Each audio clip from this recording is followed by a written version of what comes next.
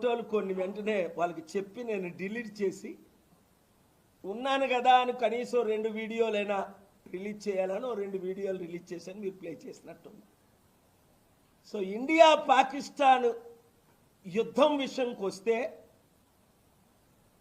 Terrorist అటాక్లని నేను తీవ్రంగా జరిగిన రోజునే ఖండించాను. ముఖ్యంగా ఈ రాడికల్ ఎక్స్ట్రీమిస్ట్స్, నువ్వు హిందువా, బట్టలు ఇప్పించి కూడా వాళ్ళు చంపేశారు. అది తీవ్రంగా ఖండించాను. అమెరికాలో ఖండించాను, జరిగిన రోజుని ఖండించాను, తర్వాత 10 సార్లు ఖండించాను. కానీ ఈ టెర్రరిస్టులు అక్కడికి ఎలా చేరుకున్నారు?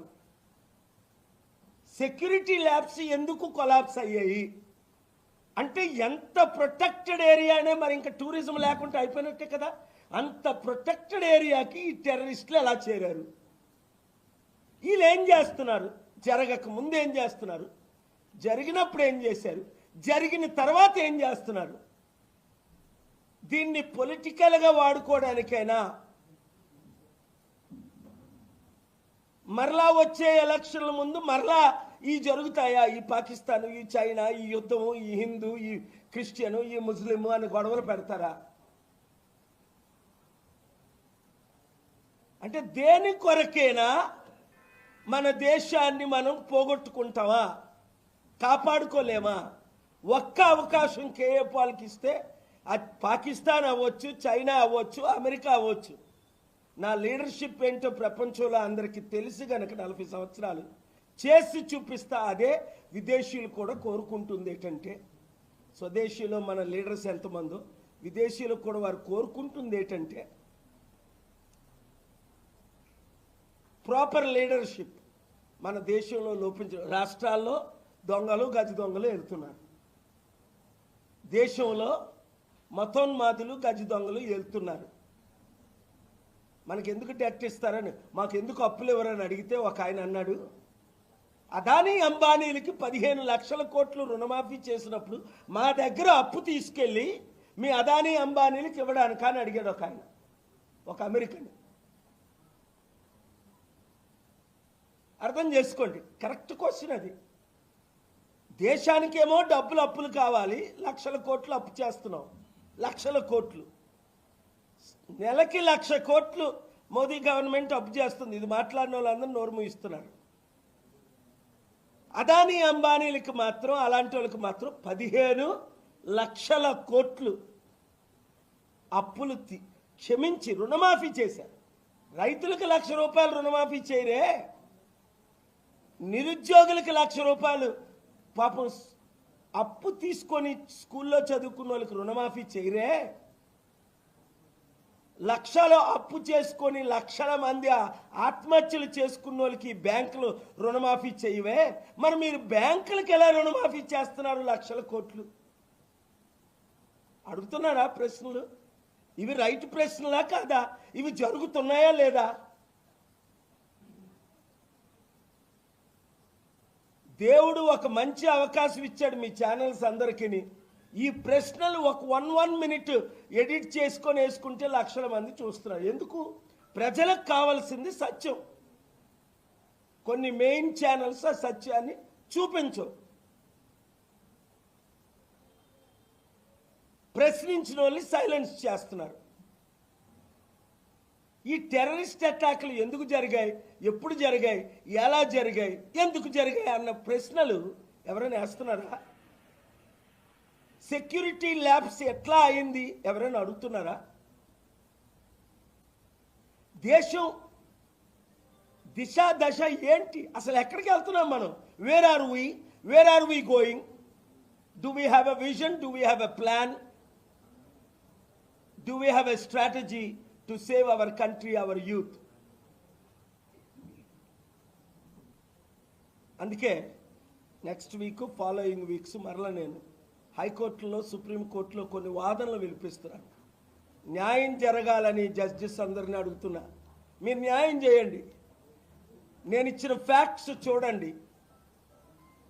యూత్కి న్యాయం చేయండి. నిరుద్యోగులారా బయటికి రండి. ఇప్పుడు బయటికి రావాలి మీరు.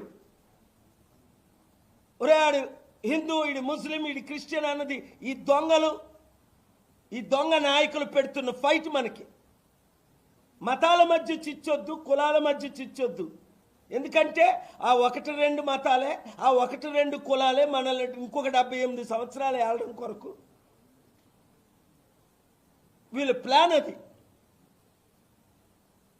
మీ నాయకులు మీరు నమ్మకండి, ముఖ్యంగా మందకృష్ణ మాదిగ లాంటి నాయకులు నమ్మకండి. ఎల్లు మా అన్న అని మోదీ కాలు పట్టుకున్న వాళ్ళు అసలు నమ్మకండి. పవన్ కళ్యాణ్ లాంటి వాళ్ళు పోస్ట్ ఇస్తారంటే చంద్రబాబు నాయుడిని తిట్టి చంద్రబాబు నాయుడు పాదాలు మొక్కాడు, మోదీని తిట్టాడు, మోదీని పాదాలు మొక్కాడు, సెంట్రల్ దిక్కాడు, వాళ్ళ పాదాలు మొక్కాడు. మాయావతి పాదాలు, వీళ్ళంతా ఈ ప్యాకేజ్ స్టార్లు. మరి మీరు కనీసం పట్టించుకోకండి, టైం వేస్ట్ చేయకండి. బానిసలారా, ఈ పార్టీలో ఉన్న బానిసలారా బయటకు రండి, బయటకు రండి. ఇదే మనకు మంచి అవకాశం, మీరు బయటకు రండి. ఏ పార్టీలో ఉన్నా ఇప్పుడు మీరు బయటకు రండి. దేశాన్ని కాపాడే సమయం ఆసన్నమైంది, అంబేద్కర్ ఆశయాలు నెరవేర్చే సమయం ఆసన్నమైంది. దేశాన్ని చైనా అమెరికాతో ఈక్వల్ లేదా బెటర్ చెయ్యాలి అంటేనే మార్పు రావాలి. ఇప్పుడున్న ఏ పొలిటికల్ పార్టీ ఫెయిల్ అని, కాంగ్రెస్ 54 సంవత్సరాలు, బీజేపీ 15 సంవత్సరాలు, అప్పుడు వాజ్పేయి టైంలో, ఇప్పుడు 10 సంవత్సరాలు ఫెయిల్ అయిందని కళ్ళకు కనబడుతుంది. ఇంకా రాష్ట్రంలో ఉన్న రాజకీయ నాయకులు తొత్తులు, వీళ్ళంతా తొత్తులు, మోదీకి తొత్తులని క్లియర్గా మీకు కనపడింది. ఇంకా ఆలోచించకండి, ప్రతి ఒక్కరూ ఒక వీరుడి శూరుడిలాగే మీరు బయటికి రండి. Almost 56 waging this world, destroying millions of lifes, and especially China occupying the huge territories of India. Nobody talks about. And the recent attacks in Jammu Kashmir, they are even today supporting Pakistan. So they asked me to go to Pakistan because I'm very close with Pakistani leaders as much as Indian leaders, to ease the tension. So I've started negotiating, phone calls, met with the leaders,